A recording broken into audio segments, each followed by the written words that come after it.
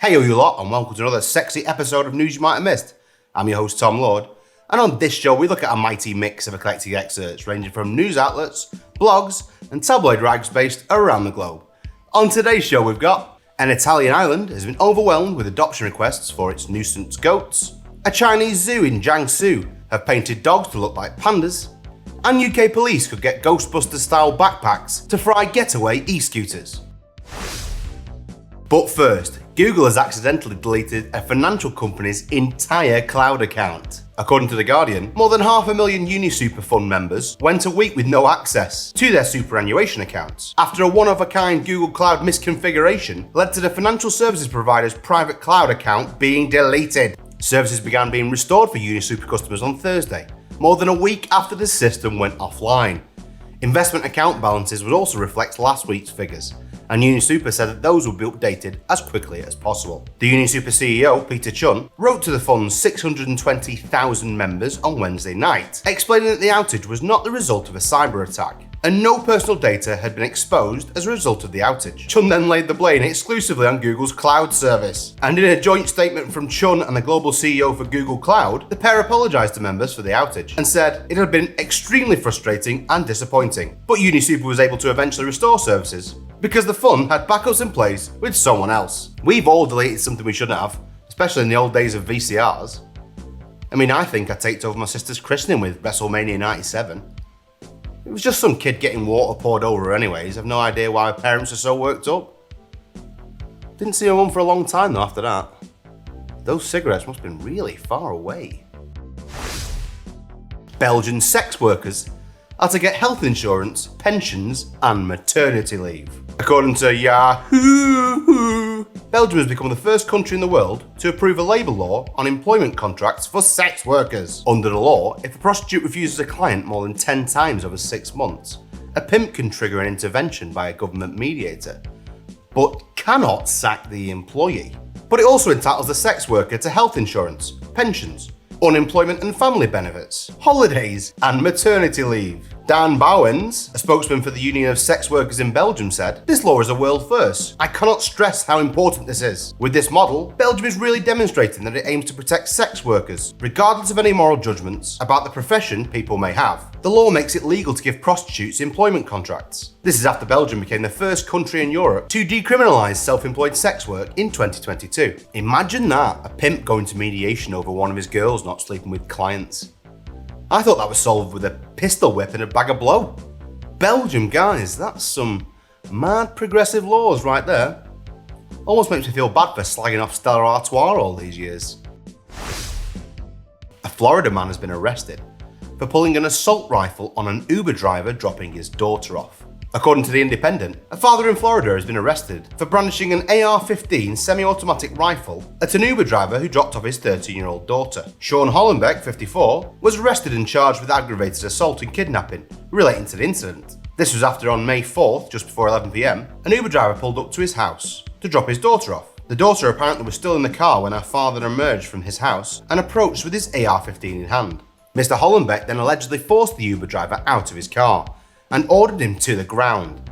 The daughter told deputies that her father was acting crazy and yelling whilst he waved his gun around. Deputies alleged that Mr. Hollenbeck pointed his rifle at the driver's face and screamed at him to leave his car while his daughter ran into the house. When questioned about the incident, he told an outlet that his daughter had snuck out and took an Uber to Pensacola, Florida, leaving him worried at home, and further said, "That vehicle was completely unmarked. I had no idea that, in my mind, this was not good. And everybody knows what's going on in this country with fentanyl and child trafficking and rape. Terrible stuff." And he also said that after he discovered his daughter snuck out, he called law enforcement for help and argued that his actions on the night were justified under his parental rights. But Sheriff Bob Johnson told Mr. Hollenbeck that he was being overprotective, not off. It's always a good start when you hear Florida man, as it's synonymous with utter lunacy. What is it that seems to make that particular part of the US full of tosspots? Do they have mega concentrations of lead pipe in there, or is it purely the proximity to Donald Trump?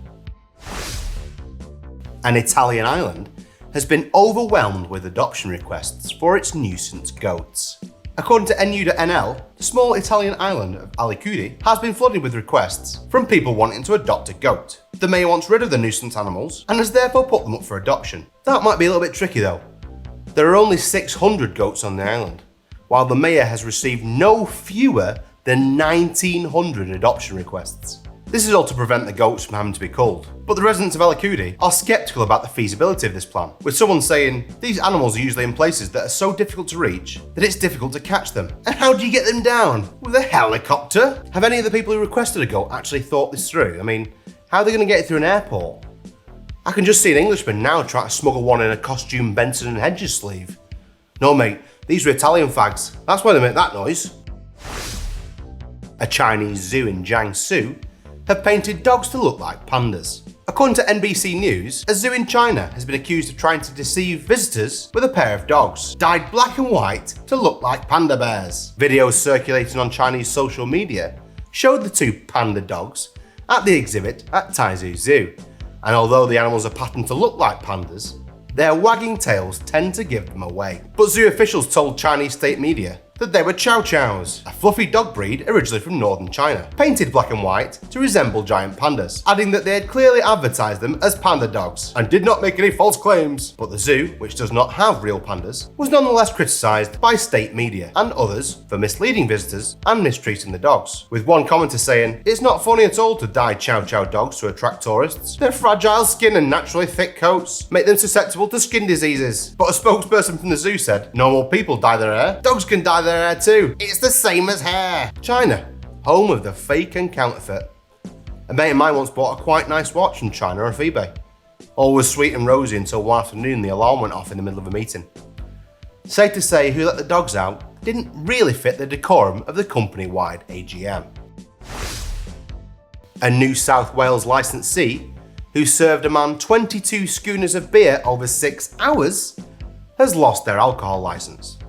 According to abc.net.au, a woman has lost her liquor licence after a patient was served 22 beers and a shot in a Hunter pub in 2021. The man in question was reportedly carried unconscious from the venue that afternoon. On Thursday, the New South Wales Independent Liquor and Gaming Authority banned Miss Keegan from holding the positions of liquor licensee and approved manager, as well as being a close associate of a licensee for 2 years. And this decision followed a complaint alleging that the bar staff continued to serve the man alcohol when he was visibly intoxicated and failed to call for medical help after he fell over several times in the bar. And in its report, the authority found Miss Keegan had failed to put appropriate measures in place to prevent this serious intoxication incident from occurring. Quick and very possibly not accurate maths has that at around 15 English pints.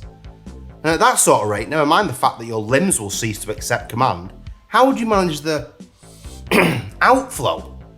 I have 3 pints and at that point I've already memorised the adverts at the piss iron. Alcohol is being banned after 9:30 PM in certain parts of Ibiza. According to Sky News, a new alcohol ban in Mallorca and Ibiza marks a fresh clampdown on excessive tourism, and authorities have also banned party boats from sailing within 1 nautical mile of certain destinations. And those vessels are banned from picking up and disembarking passengers in these areas. In a bid to crack down on booze-fueled holidays in tourist areas, the law completely prohibits late-night sales of alcohol in Luke Major, Magaluf in Mallorca, and San Antonio in Ibiza. But some businesses aren't happy, saying tourists will just go to neighbouring resorts which are not part of the restrictions. And this new decree comes after the government warned rowdy tourists they could face big fines under tougher sanctions for bad behaviour. Right, this is a threefold cock-up as far as I'm concerned.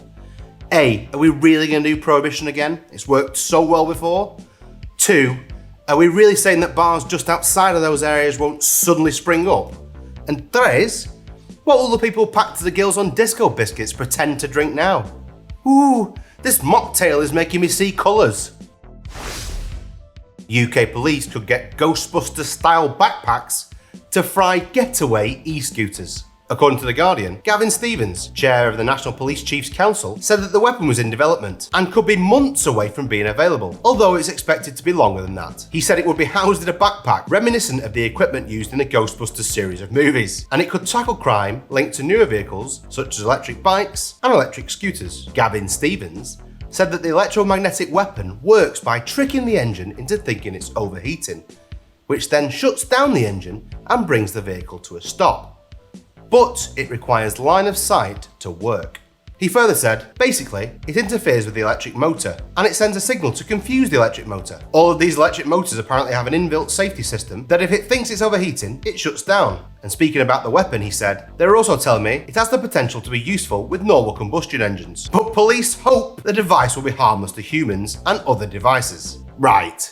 Aren't impulses the thing that nuclear weapons also create and are supposed to knock out entire cities? Is that safe giving it to police, or what happens if you miss? Does 86-year-old Doris's pacemaker think it's overheating too and switch her off like a relative that stands in the way of a windfall? I don't trust the police with a Parker pen, never mind a death ray. A man has painted a mural of his boat on a fence he was forced to put up to hide his boat. According to NBC News, a California man who was ordered to keep his boat out of sight has had the last laugh by commissioning an artist to paint a realistic image of that boat on the fence that obscures it. This was after local government officials told Etienne Constable of Seaside, California in July that he had to build a 6-foot fence to hide the boat from view of his neighbours. Constable decided to follow the directive, which said nothing about how the fence should be decorated, and asked local artist Hanif Panini, real name, to create a mural that makes it look as if the fence wasn't there. Constable said, I'm not a rule breaker, but I like to make a political statement as necessary, as well as a humorous and creative statement. That is a good mural of that boat. He is yet though to have had any contact from the city about the mural, but he considers it to be covered by the right to freedom of expression as enshrined in the First Amendment, and said, the reaction is extremely more than we ever expected, and we're both just tickled about it. There's a term for this and it's called malicious compliance. And do you know, this works for everything. Hate washing up? Leave food in the plates and you won't be asked again. Hate babysitting your sister's kid? Leave a packet of cigarettes in the crib. Hate socialising? Start a genocide. This is the sort of thing that they should teach in schools. Thousands of euros have been accidentally burned by a woman preparing to make cookies.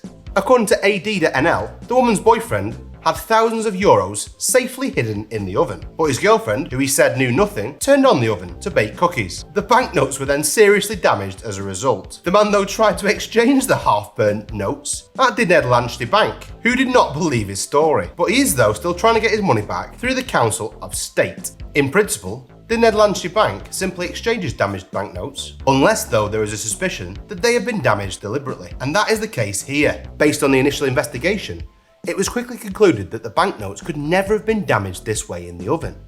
After all, the notes were only blackened on one side, while research showed that the notes were completely charred after 15 minutes in the oven. And all possible scenarios were examined to see whether the notes could have been damaged under different circumstances or temperatures. But the result was the same every time. The damage caused would have not matched the claimant's statement at all. But lawyer Patrick Cover, who represents the owner of the banknotes, maintains that no evidence has been presented that his client deliberately damaged the banknotes, and went on to say it doesn't really make sense to first damage those banknotes and then have them exchanged at the Nederlandse Bank. Who hides cash in an oven? What sort of Range Rover owning, burner phone using, incredibly small scale purchasing person would do that? I mean, I often look at our gas oven and think, sod the HSBC, that's the place to store my financial accruation. Savings bonds and stocks and shares? No. Possible combustion, that's for me. A US museum curator was detained on suspicion of smuggling, where agents found 1,500 scorpions and spiders in his luggage. According to USA Today, a curator at New York's renowned American Museum of Natural History, who was detained at Turkey's Istanbul airport on suspicion of smuggling valuable poisonous spiders and scorpions out of the country, has returned to the United States. Lorenzo Pradini was arrested by the Turkish police Sunday before being released earlier this week. Authorities also confiscated dozens of bags from Pradini's luggage, which reportedly contained around 1,500 scorpions and spiders, including tarantulas, as well as 88 plastic bottles containing unspecified liquids. Video footage from the incident shows an airport official removing plastic bags containing arachnids and scorpions, all packed within a plastic lunchbox. Police said that the confiscated specimens were indigenous to Turkey, and that their DNA could be copied, whilst their poisons could be used for making medicines. And according to the police, 1 litre of medicine from scorpion venom could be worth $10 million, which is why it was prohibited to take these animal species out of the country. But Prendini said he had permits from the government that allowed him to take the samples out of Turkey, and the airport officials had completely ignored those. He also said he appeared before a Turkish judge and was released without charge after spending a night in jail. Don't watch that video, because that, my friends, is an entire bag of nightmare fuel. And, stop me from being dramatic, but I think we should eradicate all creepy crawlies. The only one that can stay, though, is the little dude that lives in the corner of my living room, catching flies and generally minding his own business. Remember, the enemy of my enemy is my friend. But still sort of my enemy. Like, don't climb into my mouth at night and rub your genitals on my uvula. A Texas woman alleges that police put her face in a pile of fire ants. According to NBC News, a woman accused police officers in Santa Fe, Texas, of holding her face down in a pile of fire ants, leaving bite marks all over her head and chest. Taylor Rogers said the incident occurred on August 19, 2021, while she took her son to school. Rogers alleged in a federal lawsuit that an officer came running up to her vehicle, yelling for her to stop. Rogers then panicked and drove the wrong way down a bus-only lane. And according to the lawsuit, Rogers also has a mental illness and suffers from post-traumatic stress disorder, stemming from a previous encounter with police. To be fair, her face is real f***ed up. The lawsuit then said a second officer arrived at the scene, slammed Rogers to the ground, and handcuffed her so tight that the handcuffs cut into her skin. The officer then twisted her leg with excessive force, hogtied her, and then buried her face in a pile of fire ants, leaving the plaintiff's body and face in excruciating pain. It went on to further say this lawsuit is brought to prevent this from ever happening again in the future, because no officer should hold a citizen down in a pile of fire ants after they have already been detained and seized. It is a bit harsh to put someone's face in a pile of fire ants. It'd be funny if it was someone you didn't like, or if it was someone who owed you money, but it's probably against the Geneva Convention. Bloody Geneva Convention, eh? Ruining everyone's fun once again. A homeowner has moved into a new property, only to find an approximately 200-metre model train track. According to Yahoo, Lauren Chesham, 35, self-professed model railway newbie, is putting everything into restoring a unique feature in her Derbyshire back garden. Lauren Chesham uncovered 150 metres of model railway track buried in the undergrowth of their new back garden, and she's been unearthing more and more track as she tidies up the backyard. She's now on a mission to restore the track to a working state and has gained more than 13,000 followers on TikTok. Lauren told Yahoo News UK, "We found around 150 to 200 metres. At a guess, and it could be more, as there's lots of double lines you just can't see at the moment. Look at all this railway track." Lauren, however, was aware of at least one section of railway track from when she and her husband Sean came to view the property, but much of it was covered by a huge bush at the time, and she had no idea how much was lying further back in the garden. She said, "I'm still uncovering more, and I'll find some tracks buried in the mud." She further said, "It's like I'm excavating it. Every time I find more and think the track might be missing, I find it further down in the mud." And the previous owner, a model train enthusiast named Frank Hammersley, was an elderly man who lived alone, having lost his wife and child. But Lauren is considering ways to pay tribute to Frank after restoring his track to its former glory, such as a station or train named after him. If I found a big train track in the back of my garden, I'd also be full steam ahead with its restoration. I'd certainly be trying to keep the project on track and try not to derail the deadline I'd set. Train puns, eh? Not necessarily something I'd choose, but when they're used in the right line, they are really good. And finally, a nurse who staged her own stalking receives 1.5 years in prison. According to NU.NL, the woman from Putin filed a report for years against a man who allegedly harassed her, but those reports turned out to be false. The man in question was ultimately wrongly imprisoned for a year. The woman made several false reports in 2017, and between 2020 and 2021, she accused the man of threatening, harassing, insulting, and discrimination. She also sent cards, text messages, Instagram messages, and a knife to herself in the man's name. The two first met in a psychiatric clinic, where the woman was doing an internship and the man was admitted as a patient, and that's where they allegedly had a conflict about medication. The court though did take into account that the woman had a personality disorder and post-traumatic stress disorder. This apparently makes her less accountable, but the woman is not allowed to have contact with the victim for 5 years and must undergo treatment. And the man has said through his lawyer that he's lost his trust in people, and he has health problems and nightmares. He said, "Everyone believed a sympathetic nurse and not him, a psychiatric patient. I sympathise with this bloke because I got accused of perving once." Apparently intently watching runners whilst wearing Y fronts and playing with yourself isn't standard spectator behaviour. Got off at trial though, didn't I? Said I was just really into trees. Me 1, government 0. Thanks for watching once again. Please like, comment and subscribe if you do so fancy. Also, if you think there's any news that we might have missed, please get in contact on the email in the description below. See you next time for another jam-packed news you might have missed. Stay gravy.